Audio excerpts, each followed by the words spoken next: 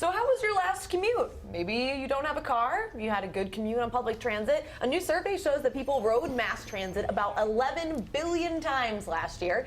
The reasons? They dislike driving, it's cost effective and convenient. But 4 out of 5 people said that they would ride more often if buses, trains, and subways were more reliable, cleaner, and less crowded. So those are the 3 big things of why people maybe choose to keep driving, Matt. But I do think that a lot of it does come down to just convenience. Yeah, well, for me, I used to take the bus a lot. That's how I would get to work. But I can totally identify with it being crowded and not as clean as you would like. I mean, a lot of times maybe there's just a smelly guy in the bus and he sits right down next to you when there's an open seat. He always sits next to you. Always sits next to me. and like that stinks. But you know, Literally. the light rail literally Yes. stinks. But the light rail is great. I mean, and that's quick and that's convenient and there's a lot more room and it's a lot cleaner. And so I think there is that difference, though, even within public transit, where the buses kind of have this stigma and the light rail and subways and trains, they don't. The light rail, I love it. I mean, I think that it's a great idea. But Kim,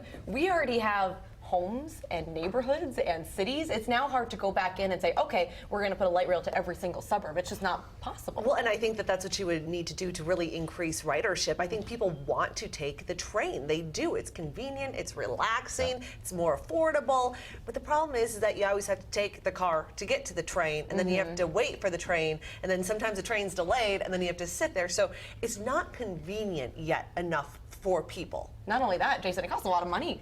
Lot of money. Well, To build. to build yes, that's out. true. I mean, roads cost a lot of money too, of course, but you know, you can't like ship goods in a light rail car, so you Yes. need the road system for trucks to move goods and services. You know, this is a tough one. 4 out of 5 people saying they would ride more often.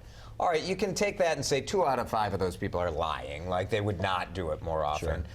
But there is some information in there, I think, for the people who do the public transit planning to say, like, you know what? These kind of improvements of making it cleaner, of making it more reliable. We've seen steps here in town with better signage, which seems like, is that really a big deal? It is a big deal. You walk around our city, sometimes it's hard to know where the bus stop is or what route actually stops there, and they put in new signs and tried to improve it. And maybe those kind of things will add up to more ridership. Even just specifically for buses, honestly, if the buses were newer and they were just felt brighter and cleaner, And and if there they was a took little more credit cards. cards, who wants to pay with cash? I don't know. anymore, Buses, right? a bus is a bus. It's kind of, it's a crowded. You have to sit next to someone. I feel like the light rails, when you get on the trains and whatnot, they're just more open. I don't know. The subway Unless in it's New a York Vikings is pretty game darn day. crowded. Yeah, game day. Okay, yeah, true. It's true. We do have a pretty good looking day out there. Yeah.